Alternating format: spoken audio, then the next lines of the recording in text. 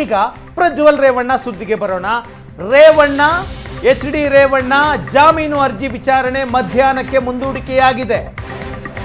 HD Revanna ಸಲ್ಲಿಸಿರೋ ಜಾಮೀನು ಅರ್ಜಿ ವಿಚಾರಣೆ ಮಧ್ಯಾಹ್ನಕ್ಕೆ ಮುಂದೂಡಿಕೆಯಾಗಿದೆ. ಆಕ್ಷೇಪಣೆ ಸಲ್ಲಿಸೋದಕ್ಕೆ ಕಾಲಾವಕಾಶವನ್ನ SPP ಕೇಳಿದ್ರು.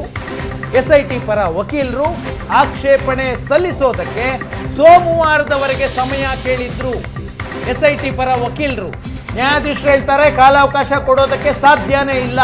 ನಿನ್ನೆ ರಾತ್ರಿ SPPಗಳನ್ನ ನೇಮಕ ಮಾಡಿದ್ದಾರೆ. ಹೊಸದಾಗಿ ನಿನ್ನೆ ರಾತ್ರಿ SPPಯ ಆಯ್ಕೆಯಾಗಿದೆ ಅಂತ ಜೈನಾ ಕೊಠಾರಿ ಮಾಹಿತಿಯನ್ನ ಕೊಟ್ಟು ಪ್ರತಿದಿನ SPPಗಳು ಆಯ್ಕೆ ಆಗ್ತಾನೆ ಇದ್ದಾರೆ ಅಂತ ನ್ಯಾಯಾಧೀಶರು ಅಸಮಾಧಾನವನ್ನು ವ್ಯಕ್ತಪಡಿಸಿದ್ರು.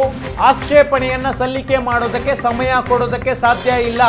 ಮಧ್ಯಾಹ್ನ ಆಕ್ಷೇಪಣೆಯನ್ನ ಸಲ್ಲಿಕೆ ಮಾಡಿ ಅಂತ 2:45ಕ್ಕೆ ವಿಚಾರಣೆಯನ್ನ ಮುಂದೂಡಿದೆ.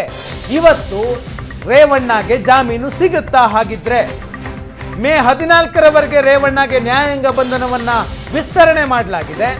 ಜೈಲಿನಲ್ಲಿದ್ದಾರೆ HD ರೇವಣ್ಣ. ದೇವೇಗೌಡರ ಕುಟುಂಬದ ಮೊದಲ ವ್ಯಕ್ತಿ ಜೈಲು ಸೇರಿದ್ದು ಅದು HD ರೇವಣ್ಣ. ಈಗ HD ರೇವಣ್ಣನವರ ಜಾಮೀನು ಅರ್ಜಿಯ ವಿಚಾರಣೆ ಕೋರ್ಟ್ನಲ್ಲಿ ನಡೀತಾ ಇದೆ. ಮಧ್ಯಾಹ್ನ 2:45 ರೇವಣ್ಣ ಜಾಮೀನು ಅರ್ಜಿಯ ವಿಚಾರಣೆ ಮುಂದೂಡಿದೆ ಕೋರ್ಟ್.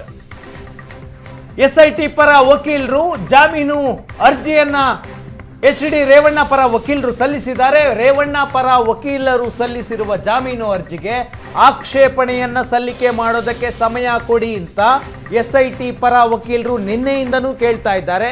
ನಿನ್ನೆಯೂ ಕೇಳಿದ್ರು, ಇವತ್ತಿಗೆ ಮುಂದೂಡಿಕೆಯಾಗಿತ್ತು. ಇವತ್ತು ಬೆಳಗ್ಗೆ ವಿಚಾರಣೆ ಸಂದರ್ಭದಲ್ಲಿ ಮತ್ತೆ ಕಾಲಾವಕಾಶವನ್ನ SIT ಪರ ವಕೀಲರು ಕೇಳ್ತಾ ಇದ್ದಾರೆ.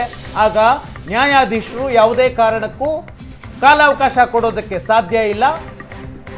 ಮಧ್ಯಾಹ್ನ 2:45ಕ್ಕೆ ನೀವೇನು ಆಕ್ಷೇಪಣೆಯನ್ನ ಸಲ್ಲಿಸಬೇಕೋ ಸಲ್ಲಿಕೆ ಮಾಡಿ ಅಂತ ಹೇಳಿ ವಿಚಾರಣೆಯನ್ನ 2:45ಕ್ಕೆ ಮುಂದೂಡಿದೆ.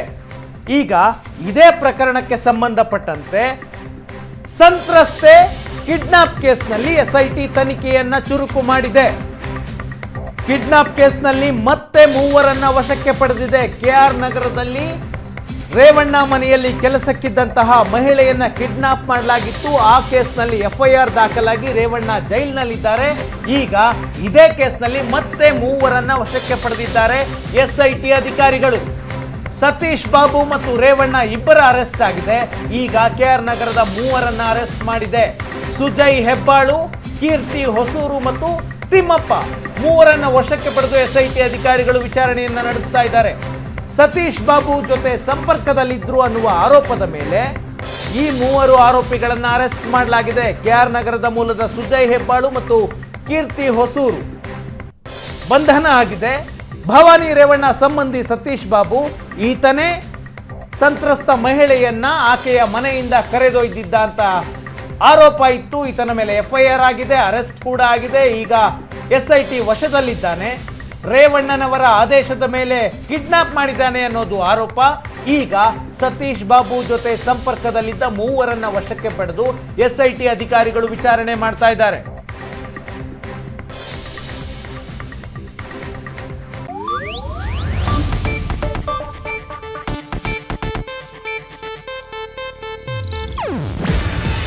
ಇದು ಏಷ್ಯಾನೆಟ್ ನ್ಯೂಸ್ ನೆಟ್ವರ್ಕ್ ಪ್ರಸ್ತುತಿ.